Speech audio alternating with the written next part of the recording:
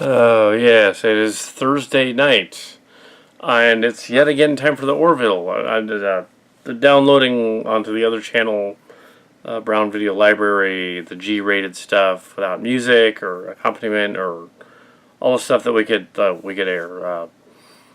So that's on that channel. So these will be uploaded on Friday, tomorrow. This is the Orville episode. Today's Deflectors, and the G-rated. It's television. Oh, Y7. Yeah, rated. Yeah. Y14 maybe. It's not TV technically, so it's okay. It's not a TV station. It's KT. On Location Cats is just a YouTube channel, series of YouTube channels. It's not a studio. It's free. We don't get paid. So these Orville ads are not paid by anyone either. So yeah, we are not working for 20th Century Fox. Strangely enough, I saw Battle Angel Alita today, so it was kind of like that.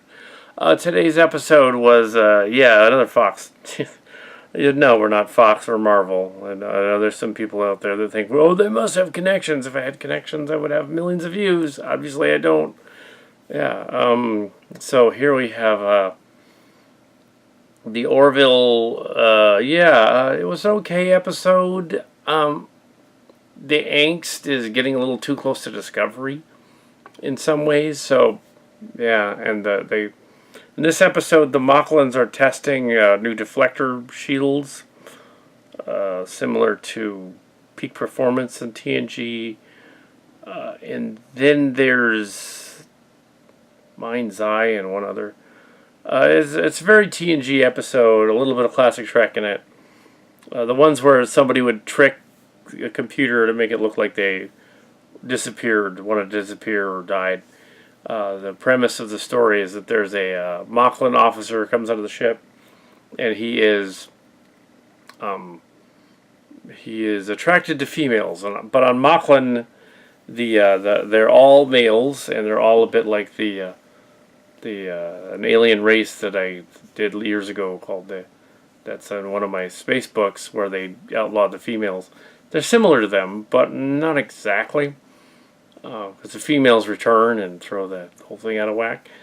I don't think they're going to do that with the Orville version, because they're not the same people. But yeah, so... yeah, there's a lot of similarities of things back and forth.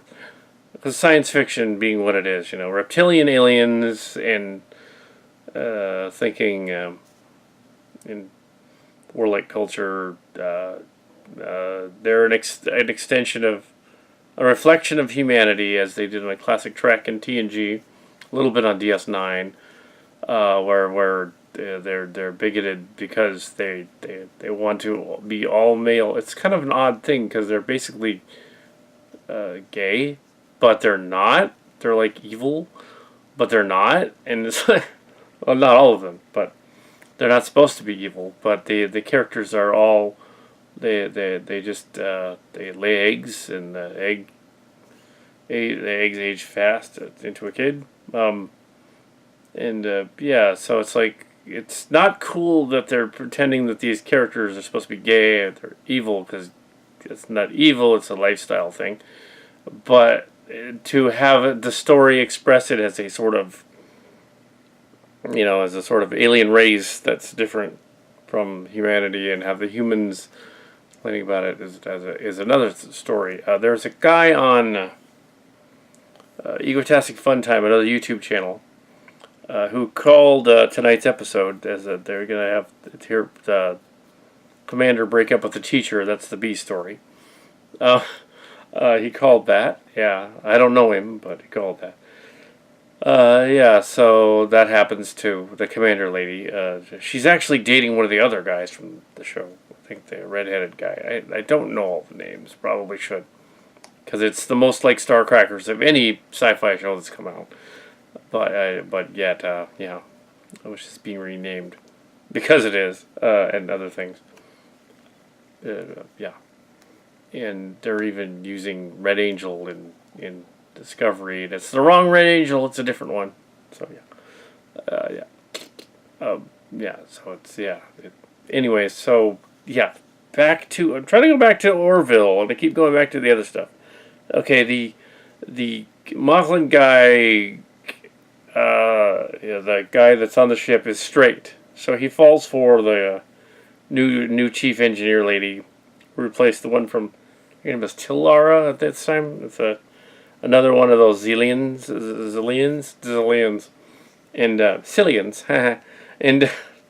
and yeah. So yeah, Starship Locations was out a year before the Orville as a concept, if not way earlier. Anyway, so not spelled the same. So, but yeah, this is a Valentine's Day breakup episode as opposed to last week, which was 2 weeks ago, was just sort of a preamble.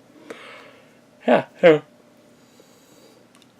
So the guy basically uses the holodeck to make it look like he was killed by Clyden, the husband of the other guy, the lieutenant guy, Lieutenant Vortis' husband, but it's a trick to make him disappear so he can escape persecution from the people on the Morlon ship that's behind them. That sounds like Vorlon from Babylon 5, doesn't it?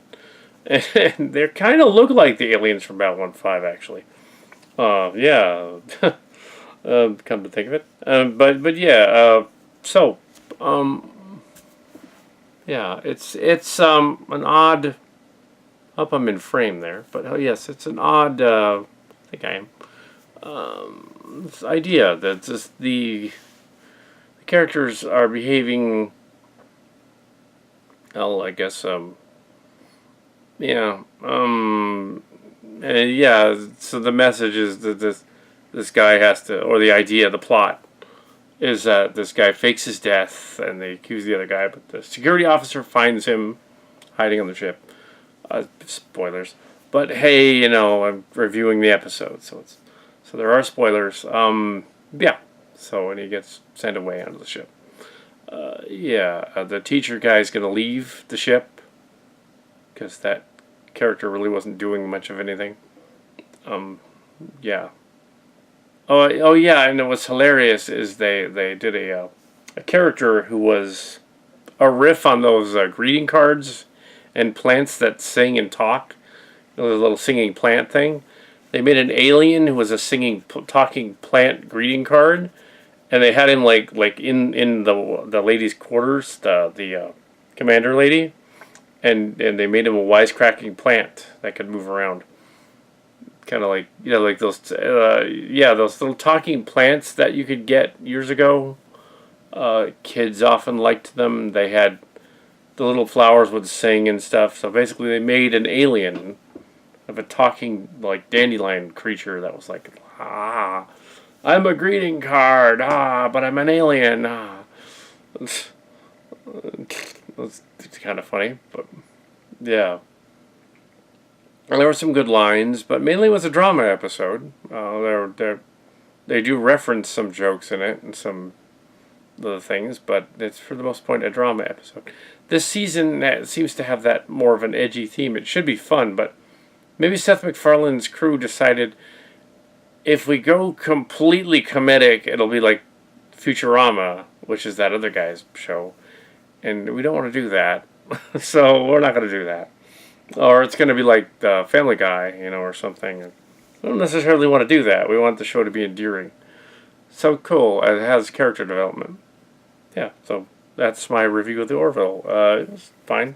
This episode was called Deflectors, incidentally. Yeah. Some Mark's Cards elements in there. A little bit of Kal Kat. I didn't write it though, neither did he. But next week's episode will be on a frost planet. Yeah. So yeah. Wonderful. I'm yawning. Okay, we can cut that yawn out. Anyway, it's.